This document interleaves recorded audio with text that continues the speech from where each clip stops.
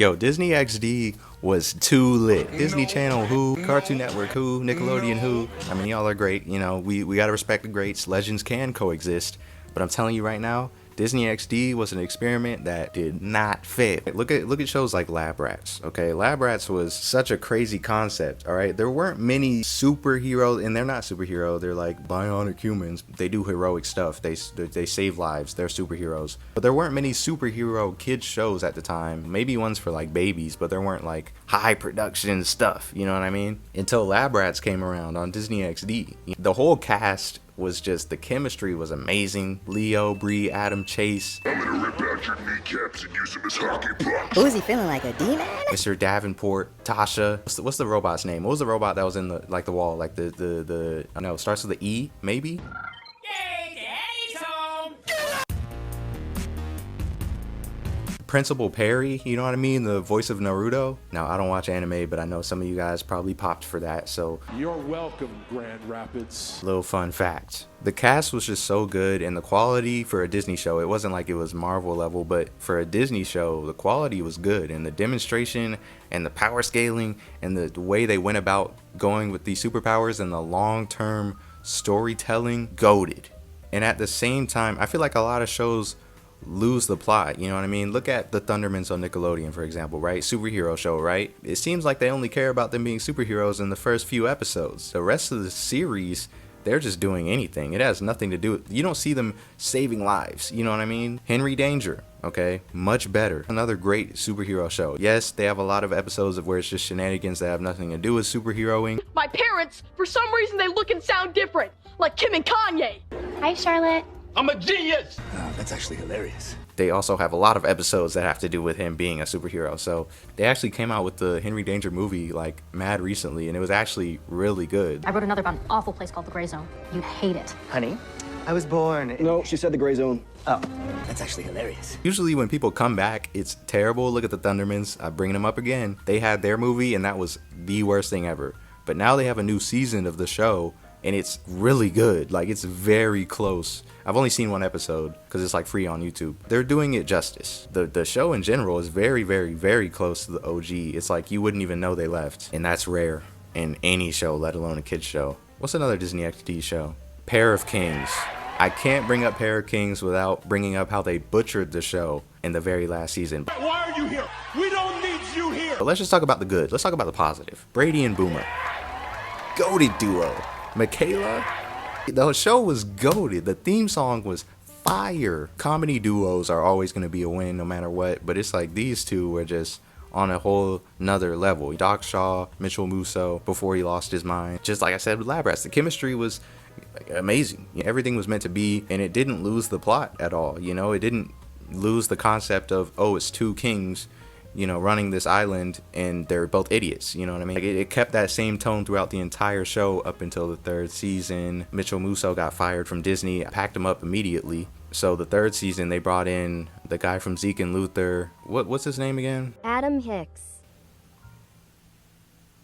Put it on screen, because I genuinely don't remember. I'm not even trying to be disrespectful. I genuinely do not remember at this very moment. And his character was so weird. It wasn't Brady at all, okay? And that's fine. Of course, you know, you don't just want to have a copy of Brady. That would be kind of disrespectful and crazy. But basically, they had to retcon everything, and nothing was consistent from that point. I don't even see that third season as canon in my eyes. It was just not canon. It can't be. So basically, the whole concept of the show, for people who don't know, two twins, mom was black, dad was white.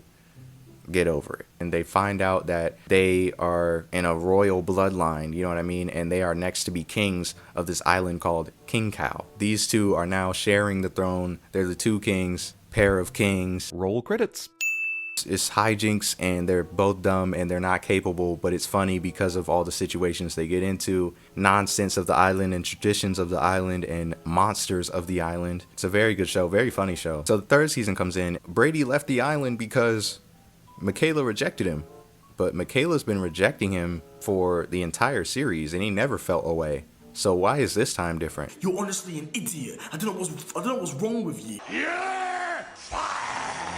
So basically, this third guy comes in. All right, I still don't remember his. Oh, Adam Hicks.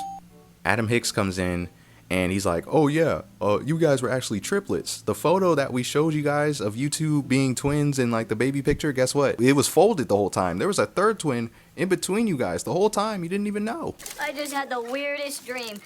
King Boomer had a triplet brother, really tall with crazy red hair. Buddhiska. That's actually Not good. That's ridiculous. Even for a show with trash humor, that is ridiculous. Even for fiction. So now, and the problem is not even that there was a triplet. Like, you get over that, I guess. But the thing is, they made Adam Hicks' character so weird. Basically, he's human, but he's raised by monkeys. So now he acts like a monkey throughout the entire season. And that's not good. It's not funny. He eats with his feet, and we have to see that at least like 15 times per episode, and it's ridiculous. Doc Shaw held it down though. I want to wrap this up with one more good show, man, but it's too many to name. There's too many good ones to name.